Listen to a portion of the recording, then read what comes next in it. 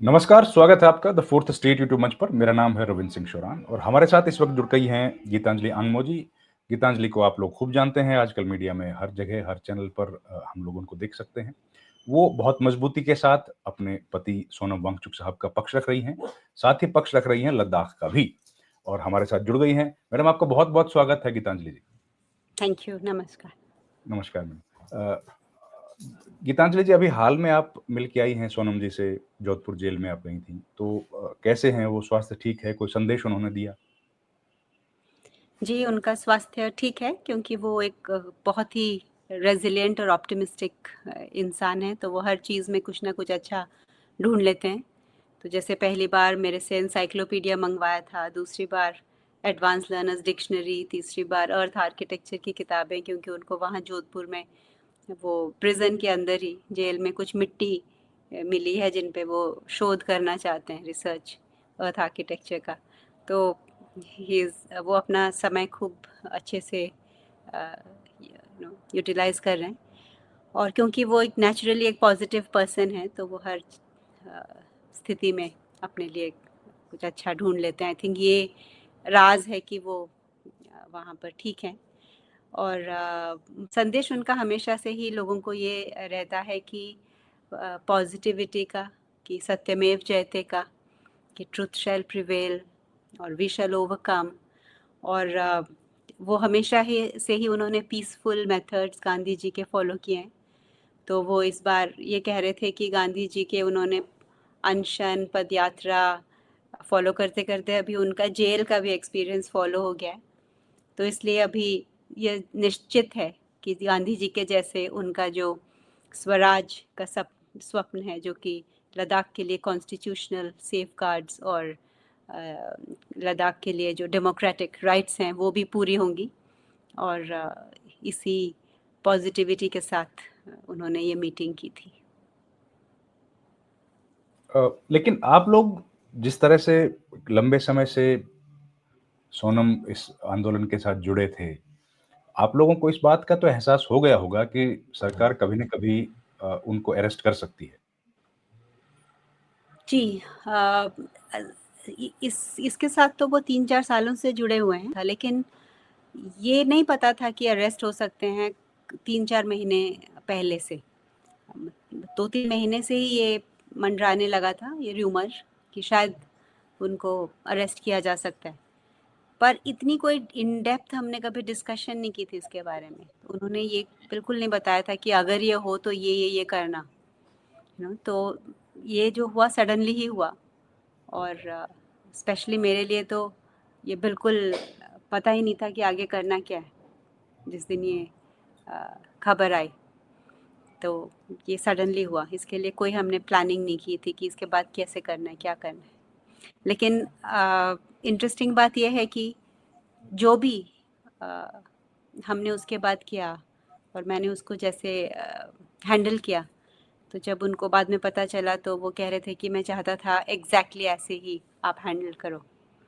तो this shows कि वे वो वेरी, हम मतलब एक दूसरे की वो मनस्थिति से काफ़ी परिचित थे, क्योंकि 11 दिन तक बिल्कुल कोई मुलाकात नहीं हुई थी।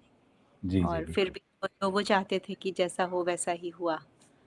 तो लेकिन बड़ी परेशानी का तो समय रहा होगा, एकदम आप लोग साथ बैठे होंगे, पुलिस आई और लेके चली गई, बताया नहीं, कोई ग्राउंड नहीं दिया, कहाँ लेके जा रहे हैं, मीडिया से खबरें मिल रही हैं कि वो जोधपुर चले गए। ज़ाहिर है, परिवार में तो दिक्कतें और कई तरह की बातें आई होंगी। तो मैं यूनिवर्सिटी इंस्टीट्यूट में थी, कैंपस में, लेकिन सोनम अपने विलेज में थे। तो अ, हाँ, वहाँ से उनको लेके गए। तो मुझे 4 बजे शाम को पता चला जब पुलिस का फ़ोन आया। तो वो बहुत ही स्ट्रेसफुल मोमेंट था और दुःख भरा था, क्योंकि मुझे अपने लिए नहीं कुछ डर था या प्रॉब्लम थी। मुझे सोनम के लिए ये था बहुत डर कि कैसे उनके साथ व्यवहार करेंगे, कैसे ट्रीट करेंगे, कहाँ होंगे। तो और उसके बाद 26 के बाद से लेके 7 तारीख तक कोई इन्फॉर्मेशन नहीं थी कि कैसे हैं। तो लकीली ये जो हेबियस कॉर्पस हमने किया, इसकी वजह से हम मिल सके फेस टू फेस 7 तारीख को, और उनके ग्राउंड्स ऑफ डिटेंशन जो उनको 29 सितंबर को दिए गए थे, वो हम तक पहुंचे ही नहीं थे। हमको 11वें दिन मिले वो। तो हाँ, तो तो उनके वो साथ 10 दिन काफ़ी स्ट्रेसफुल थे। जी, जी। उनके साथ ट्रीटमेंट कैसा हुआ अरेस्ट करने के बाद, ये कुछ बताया उन्होंने?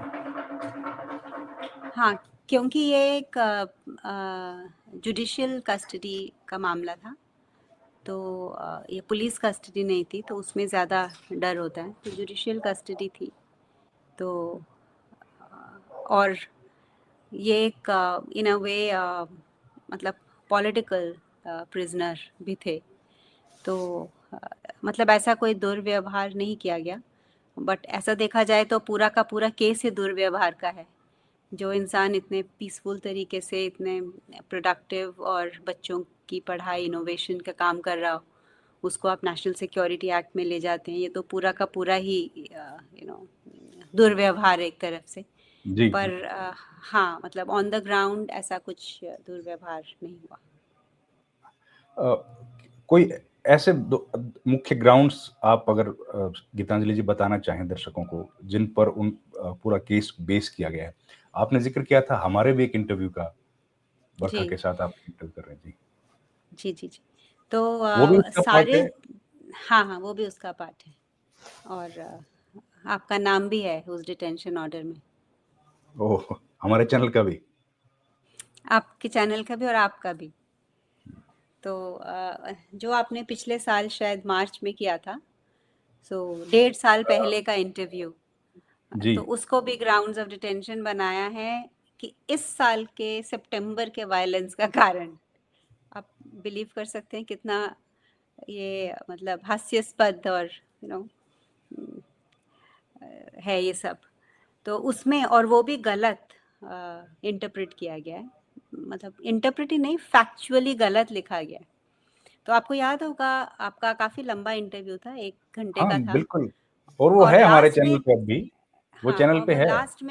लास्ट में जाते जाते 30 सेकेंड में आपने उनको ये लास्ट क्वेश्चन पूछा था कि उस वक्त ये एक डिमांड थी कारगिल की कि उनको कश्मीर के साथ जाना था। तो आपने सर को पूछा था, सोनम को, कि आपका क्या इसका राय है। तो सोनम ने कहा था कि अगर 1 या 2 जने कहें तो अलग बात होती है, अगर पूरा के पूरा राज्य ही किसी दूसरी स्टेट के साथ जाना चाहे तो फिर उनकी बात पर देखना चाहिए, क्योंकि इसीलिए ऐसे वर्ड्स होते हैं जैसे रेफरेंडम और प्लेबिसाइट। तो वो एक जनरल उन्होंने कहा था कि एक कॉन्सेप्ट होता है रेफरेंडम और प्लेबिसाइट, क्योंकि डेमोक्रेसी में लोग क्या कहाँ जाना चाहते हैं, वो it's a matter of at least discussion and debate. तो वो अलाउ करने में कोई प्रॉब्लम नहीं है। तो इसको इन्होंने कहा है कि सोनम, ये एक ग्राउंड ऑफ डिटेंशन ये है कि सोनम ने कश्मीर की प्लेबिसाइट की बात की है।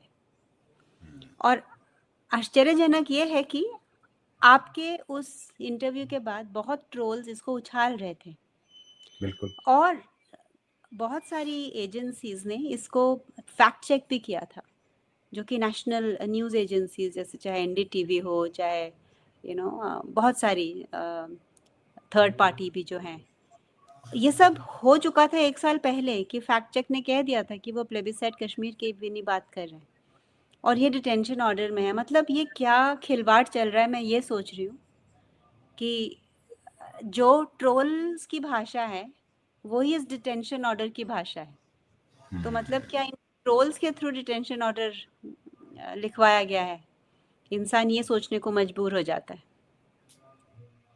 ये ऐसे ही एक दो और हैं, जैसे उन्होंने जस्ट कहीं पर कहा कि लद्दाख को यूटी देना बिना 6 शेड्यूल और लेजिस्लेचर के ऐसा है जैसे राम जी सीता जी को रावण जी से तो ले आए, लेकिन अपने घर नहीं ले जाएं, यू नो बीच में ही छोड़ दें उन्हें। तो उन्होंने ऐसा सिमिली के हिसाब से किया था। और पूरे हमारे जो पुराण हैं उनका पर्पस ही यही है। जैसे हमारे जातका टेल्स हैं, पंचतंत्र है, इनका पर्पस ही ये है कि हम उनसे सीखें और अपनी जी। डे टू डे जिंदगी में हम उसको व्यवहार में लाएं। तो अगर उन्होंने ये एग्जाम्पल दिया, तो ये एक इनडायरेक्ट वे था मोदी जी को ये कहने का कि आप अपना जो आपने वादा किया है वो आखिर तक निभाएं, बीच में मत छोड़ें। तो ये पहले भी जब उन्होंने ये कहा था तब भी ट्रोल्स ने कहा था कि हिंदू गॉड्स एंड गॉडेस का इंसल्ट हुआ है, और यही सेम वर्ड्स डिटेंशन ऑर्डर में है कि इंसल्टिंग गॉड्स एंड गॉडेसेस। जबकि मैं खुद जिनके साथ उन्होंने शादी की, मैं खुद एक प्रैक्टिसिंग हिंदू हूँ, और मैं वेद उपनिषद और Gita in the light of Shri Aurobindo पढ़ती भी हूँ और पढ़ाती भी हूँ। और मेरे हर सेशन में जितना भी हो सके, सोनम भी मेरे स्टूडेंट होते हैं, मेरे गीता के क्लासेस वो खुद पढ़ते हैं, उनको संस्कृत से बहुत लगाव है, प्रिय है एज अ लैंग्वेज, क्योंकि वो लैंग्वेजेस बहुत सीखते रहते हैं और जिसको हम मदर ऑफ लैंग्वेजेस कहते हैं। तो ऐसे फ्लिम्जी कारणों की वजह से ये डिटेंशन ऑर्डर किया गया है। और जो जेन जी का भी जिक्र किया गया है, वो भी बाद में उन्होंने, आपका म्यूट है।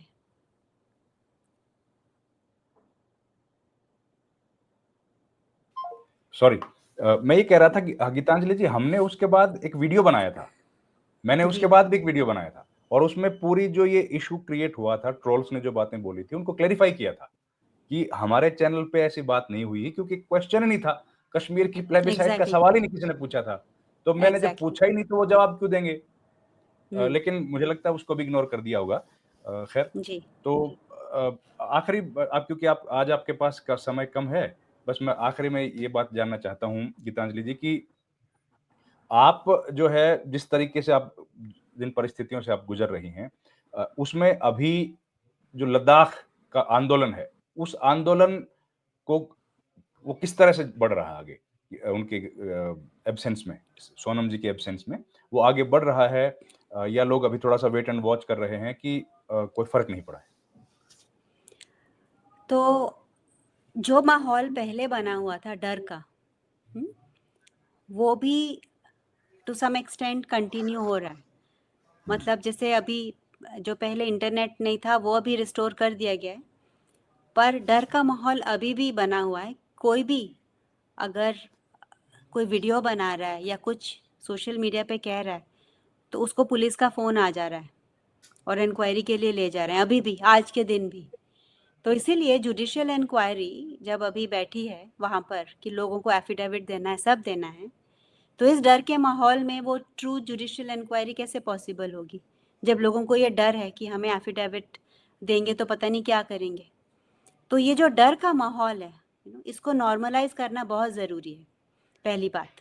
और सोनम के साथ साथ जो बाकी इतने लोगों को भी डिटेन किया था, उनको भी बिल्कुल छोड़ना ज़रूरी है। और जो 4 बेचारे नौजवानों की मृत्यु हो गई, उसकी तो हम बात भी नहीं कर सकते। मतलब वो जो लॉस हमने झेला है। जी, तो सोनम का ये जो आह्वान है कि 6 शेड्यूल का और स्टेटहुड का, ये तो कभी कम हो ही नहीं सकता। ये तो हर दिल की आवाज़ है जिसको वो रिप्रेजेंट कर रहे थे। तो वो तो उतना ही स्ट्रांग है जितना पहले था, और शायद ज़्यादा स्ट्रांग हो गया है, क्योंकि इन जो परिस्थितियां हैं, जो सोनम की डिटेंशन, बाकी के लोगों की डिटेंशन और जो 4 इनोसेंट लोगों की मृत्यु की वजह से, तो वो तो कभी भी उसको मारा नहीं जा सकता। और जो भी गवर्नमेंट चाहती है सॉल्यूशन, वो सोनम को पहले डिटेंशन से निकाल के अगर करेंगे तो ये गवर्नमेंट के लिए भी बेनिफिशियल है। गवर्नमेंट जी, को ये नहीं सोचना चाहिए कि वो कुछ भी उनको साइलेंस करके कुछ भी सॉल्यूशन दे देते हैं तो लोगों को पसंद आ जाएगा, तो ये वो गलत फहमी में ना रहे। तो ये हर एक के बेहतर में ये है कि सबको पता है कि सोनम को साइलेंस करने के लिए उनको अंदर किया गया है ना। तो ये जो है, इसको प्रॉपर डेमोक्रेटिक वे से सोनम को अनकंडीशनली पहले रिलीज करके फिर ही यू नो इस बात को आगे बढ़ाना चाहिए, चाहे वो एमएचए की टॉक्स हो, चाहे वो लद्दाख का फ्यूचर हो। तो जी। उनकी गैर हाजिरी में ये इस पे फॉर्मली कुछ करना, मुझे नहीं लगता कि मॉरली राइट है।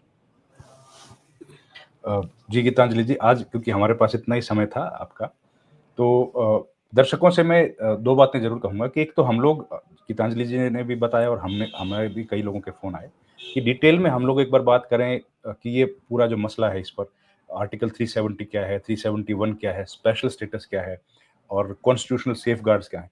तो इस पर बहुत जल्द हम लोग एक वीडियो लेके आएँगे डिटेल में, गीतांजलि जी का समय लेके एक। और दूसरी बात ये है, मुझे लगता है सब लद्दाख के लोगों की तरफ से और सब हिंदुस्तानियों की तरफ से मैं एक बात तो गीतांजलि को कहना चाहता हूँ कि गीतांजलि जी आप बड़ी बहादुर हैं और बहुत ब्रेवरी के साथ आप अपनी लड़ाई लड़ रही हैं। मुझे लगता है कि सच्चाई जो है, न्याय आपको ज़रूर मिलेगा और इस वीडियो में इतना ही। आपने समय दिया गीतांजलि जी, आपका बहुत-बहुत धन्यवाद। Thank you very much. Thank you. नमस्ते। नमस्ते।